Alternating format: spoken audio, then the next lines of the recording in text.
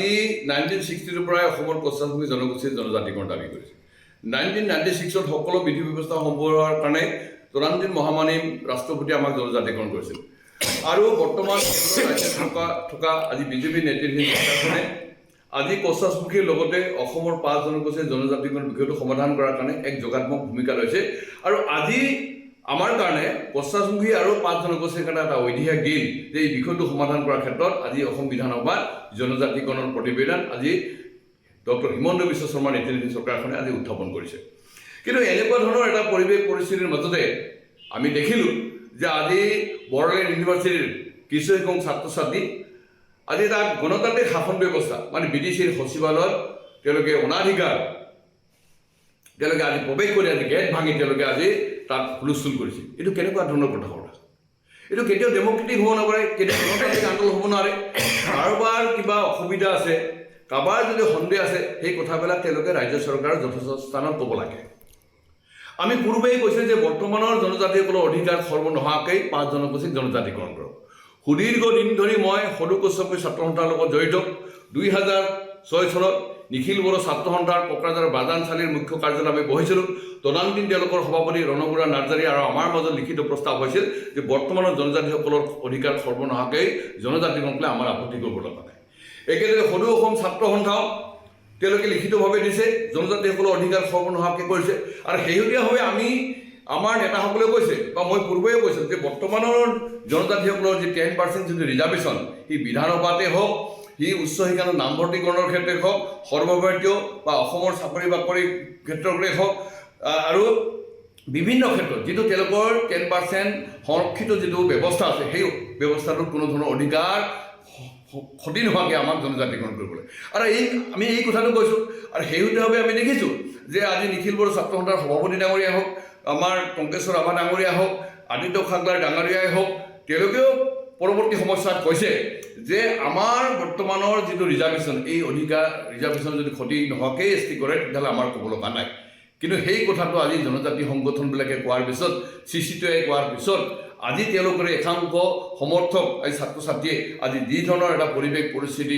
কৰিলে এয়া মই ভাবোঁ এটা সুস্থ গণতন্ত্ৰ কেতিয়াও হ'ব নোৱাৰে এইটো এটা জনগোষ্ঠীৰ উত্তৰণত দেশ তেওঁলোকে হিংসা কৰা ঈৰ্ষা কৰা মানে কছাৰী জনগোষ্ঠীৰ লগতে 5 জনগোষ্ঠীয়ে কোনো ধৰণে আগবাঢ়িব নালাগে তেওঁলোকে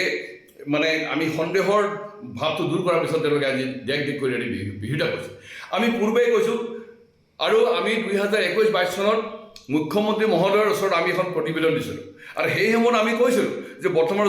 জনজাতিসকলৰ অধিকাৰ সৰ্ব নকৰাকৈ আমাৰ অভিযুক্ত গোৱালপাৰা জিলাৰ কছাৰীসকলক পেন টেক্সন দিব লাগে বাকীসকলক ST N হিচাপে আদাৰ হিচাপে অন্য ধৰণে ৰাষ্ট্ৰীয় আৰু সামাজিক আৰু অৰ্থনৈতিকভাৱে সুৰক্ষাৰ ব্যৱস্থা কৰিব লাগে আৰু এই কথাটো আমি বাৰম্বাৰ কৈ আছোঁ যে আমাৰ বৰ্তমান জনজাতিসকলৰ কাৰণে অসম বিধানসভাত যি 19টা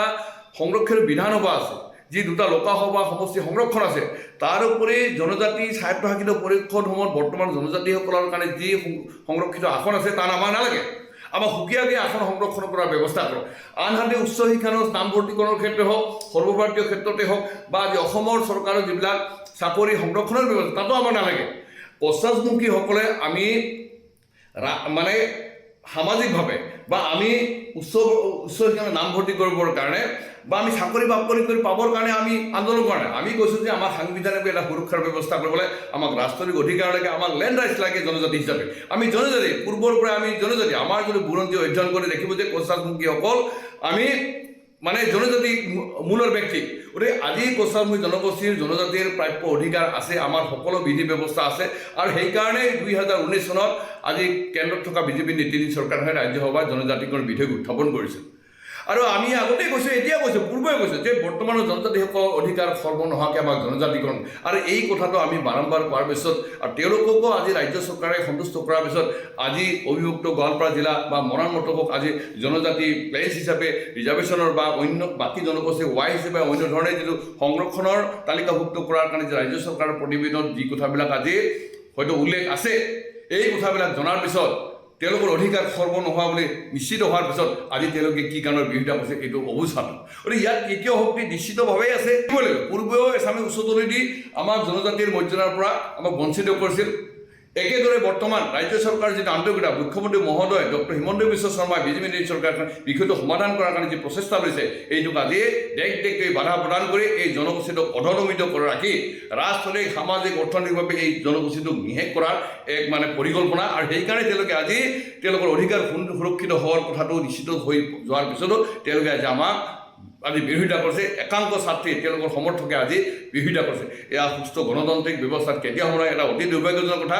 আৰু সেইকাৰণে মই বড়ো জনগোষ্ঠীক বা অসমৰ বৰ্তমানৰ জনজাতিসকলৰ যিসকল ছাত্ৰ ছাত্ৰী আছে তেওঁলোকক আমি অনুৰোধ কৰিছোঁ যে কছাৰীমুখীসকল খিলঞ্জীয়া আৰু ভূমিপুত্ৰ